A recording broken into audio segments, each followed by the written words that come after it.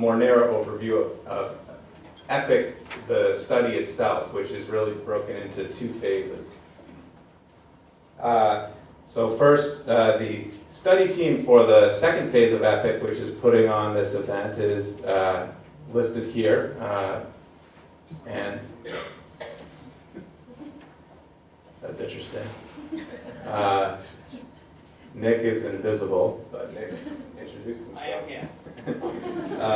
So there you have it. We also have an expert advisory panel, as is common on Gates projects. And that panel is also well represented here today. So thanks, Mead and Melanie, for making it here. And this panel had a role in, really we had an earlier meeting where we sort of showed preliminary results and they gave us a lot of feedback on that, which hopefully will be reflected and refined in what you see today. This was the writing workshop, and it had a broader set of experts who are listed here, again, many of whom have returned to see whether we did any better this time than when we had our first draft versions of some of these presentations. The EPIC project had involved, obviously, data collection. You can see here phase 1 and phase 2, we've sort of split. Phase 1 was undertaken by these 4 organizations. Really, Harvard wasn't part of that, so that's actually just 4. We're inserting ourselves now, revisionist history. But these organizations, which collected data in 6 countries, used both on costing and financing, developed tools to do so with a common approach, and conducted country-level analyses. In phase 2, the shift was to taking that data that had been collected and pooling from all 6 countries and pooling it together, seeing what cross-country lessons could be learned with a somewhat different set of analyses, and a dissemination of the findings, including the data, which you'll see, and developing a community around this that was sort of started in EPIC 1, but which we've now grown, as you can see by the attendance here today. The 6 countries are listed here: Uganda, Benin, Zambia, Ghana, Moldova, and Honduras were the 6 countries where the primary data was collected. The data was mostly covering the year, the immunization year 2011, and was mostly collected during 2012 and into 2013, with analysis stretching into 2014. The scope of those projects were both costing the routine immunization program, understanding the total and unit cost per dose, cost per fully immunized child, the cost structure in terms of the inputs, the different inputs and the different activities. And then there was also sections of the project that had to do with the cost of new vaccine introductions, as well as understanding how these programs are being financed. A common approach was used to increase the comparability across countries. Obviously, there are 6 pretty different countries, but nonetheless, this common approach was used and somewhat tailored in each setting as needed. There was a common template costing questionnaire and a common approach to thinking about sample size and sample design. And there was also a common instrument for financial resource tracking as well. We took the health system perspective by and large, so we weren't collecting household costs or patient costs for immunization. Mostly focused on routine immunization, but both covering immunization that happens in facilities as well as outreach from facilities to the community that's routine. Focus on economic costs, and looking at, in terms of unit cost, a fully immunized child is a measure you'll hear about over the next 2 hours, which was really proxied by the 3rd dose of DTP, because we don't actually have information on how many kids are fully immunized really. So the DTP3 is a third dose. The focus was on children, so being immunized up to 1 year of age. And data was collected at the facility level, but also at the district, region, and national level. So it was not limited to the service delivery points, but the whole program cost. One of the nice features is this matrix of costs. So we not only broke the cost down in terms of the inputs, or budget categories like salaries and vaccines and buildings and equipment, but also by activities. So you can crosswalk between whether the salaries were allocated to service delivery type activities or supply chain activities and program management and so forth. And you can take this to its extreme and you have a nice crosswalk for many of the categories. This just gives you a sense of the sample size of 300 facilities all in all, about 50 facilities per country, with an intentional strategy to capture both rural and urban sites. Many of you are aware of this already, but if you are interested in the original country studies, those were published in a supplement of vaccine. That was published early last year. And it's also available through the immunization costing website. And now I'm switching to phase 2. So this is now where Harvard got involved, and we also, SDC in Zambia has a subcontracted that did some follow-up data collection in Zambia. But this was primarily focused on taking the data that already existed and doing some pooled analyses, which you'll see today. Pulling together all the lessons learned, doing some reporting back to country, and as well as disseminating findings at events like this, as well as at the IHEA, the International Health Economics Association meeting. And through the website, and building out this resource for the community of practice. The pooled analyses, a lot of work went into trying, even though there was a common approach from the get-go, there was quite a lot of work in terms of harmonizing the data from the different from the different countries, and some adjustments to those data were necessary to compare apples to apples, so to speak. In some cases, we had to make some assumptions to make the data fit together, but ultimately we created a master data set that covers these 6 countries.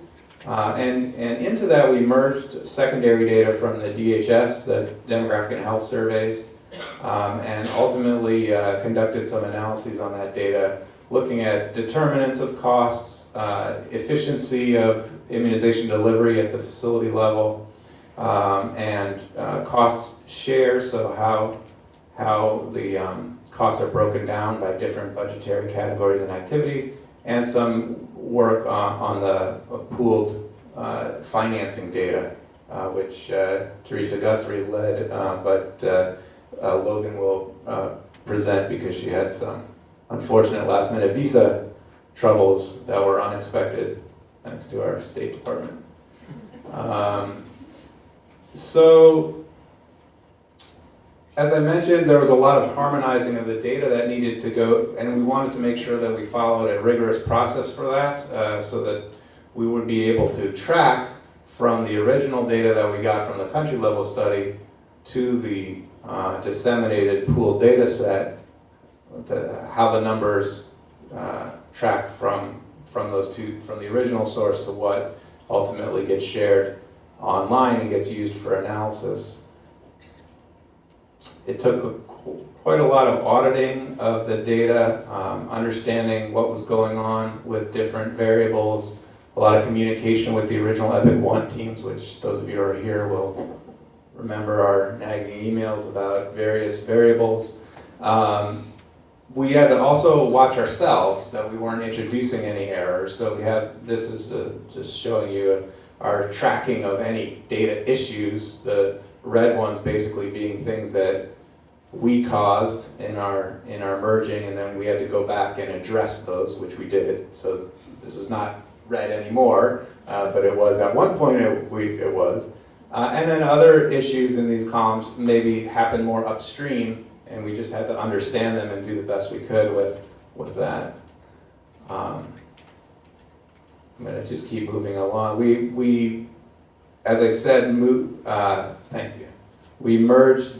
You can run that. There's no audio with it. So, yeah, so we merged in data from the DHS, but one of the things for example, what you're looking at here is mother's education, which is collected in a cluster type sample in the DHS, and so this is sort of imputing for the geographical space what the mother's education level variable would be from the DHS, so that we can link it to the facility site, the catchment area of the facility. And there's 31 variables from the DHS that were brought in this way and mapped to the facility locations where we sampled data from. This is another picture to impress you of what we did with that. So this is wealth ratio relative to the national average wealth, how the wealth in different geographical areas would be higher or lower relative to the national average. It's just another example, testing the bandwidth of the computer too, apparently.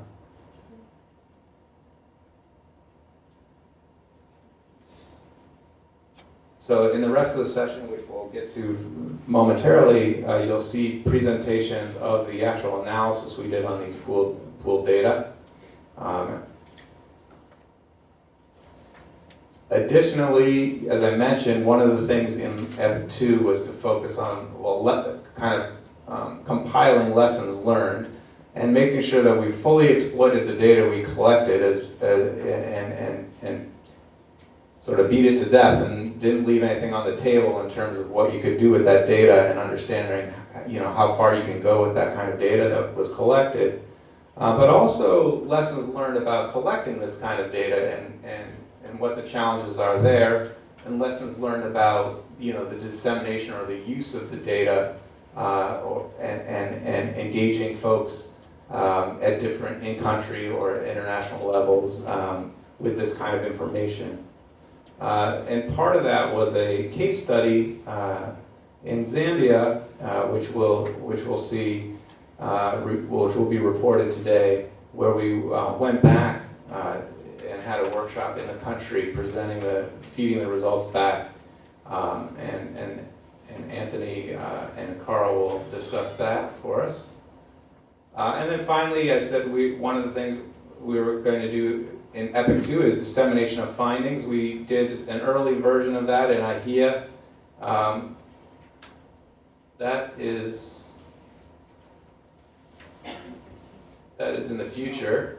But actually this was last year in July, sorry about that. This was last IHEA.